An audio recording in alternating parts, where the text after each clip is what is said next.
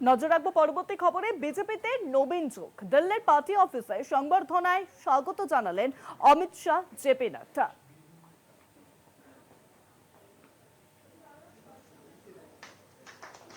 বিজেপিতে নবীন যোগ, দিল্লির পার্টি অফিসে সংবর্ধনায় স্বাগত জানালেন অমিত শাহ এবং জেপি নাড্ডা।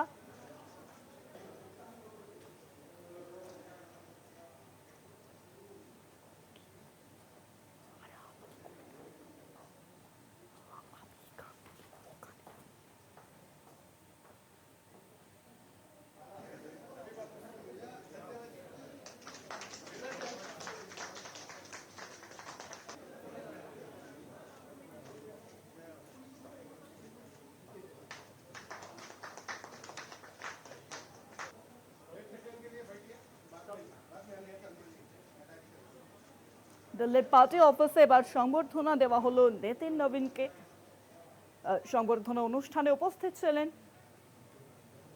স্বরাষ্ট্রমন্ত্রী অমিত শাহ এবং জেপি নাড্ডা।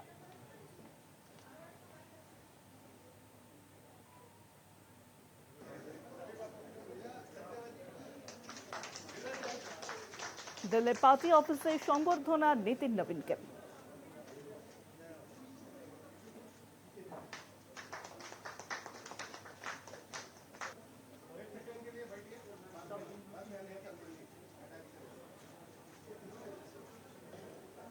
বিজেপির নতুন কার্যকরী সভাপতি হলেন নিতিন নবীন এবং তাকে আজ সংবর্ধনা দেওয়া হলো দিল্লির পার্টি অফিসে। সংবর্ধনা দিলেন অমিত শাহ, জেপি নাড্ডা।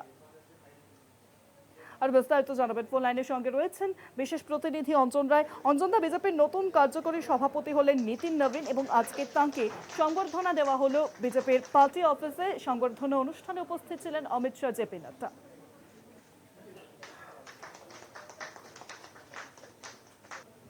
অঞ্জন দা, শোনা যাচ্ছে? নামেন এবং তারপর সরাসরি তিনি বিজেপির অফিসে পৌঁছে যান, কেন্দ্রীয় বিজেপি দলের যে কার্যালয়। সেখানে অমিত শাহ এবং জেপি নাড্ডা অপেক্ষা করছিলেন। তারা তাকে নিয়ে যান এবং বিজেপির কেন্দ্রীয় সভাপতির যে ঘর, সেই ঘরে তাকে সভাপতির আসনে বসিয়ে দেন। তার সেই সময় অমিত শাহ এবং জেপি নাড্ডাও উপস্থিত ছিলেন। নিঃসন্দেহে আজকে তার প্রধানমন্ত্রীর সঙ্গে দেখা করবার কথা আছে। বলতে পারো যে নতুন সভাপতি, ওয়ার্কিং সভাপতি হিসাবে দায়িত্ব আজকে থেকেই শুরু করে দিলেন।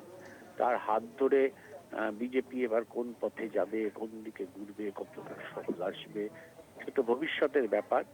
কিন্তু এই বিজেপির সর্বভারতীয় সভাপতিকে ধরে যে বিতর্ক সৃষ্টি হয়েছিল, আরএসএস এর লোক, আরএসএস যাকে চাইছে সে হবে না, মোদী অমিত শাহ যাকে চাইছে সে হবে, এই পথের কিন্তু চূড়ান্ত মীমাংসা বলতে পারো সেভাবে হলো না।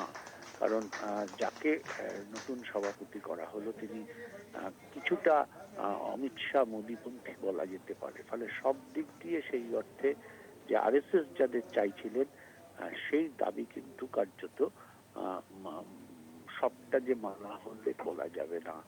যাই হোক, দেখা যাক নতুন সভাপতির নেতৃত্বে কেন্দ্রীয় বিজেপি কিভাবে চলে। বিশেষ করে আরএসএস এবং বিজেপির মোদী অমিত শাহর সঙ্গে যে দ্বন্দ্ব, সেই দ্বন্দ্ব কতটা মেটাতে পারে সেটাই দেখার নতুন সভাপতির। এটা নিঃসন্দেহে একটা দায়িত্ব।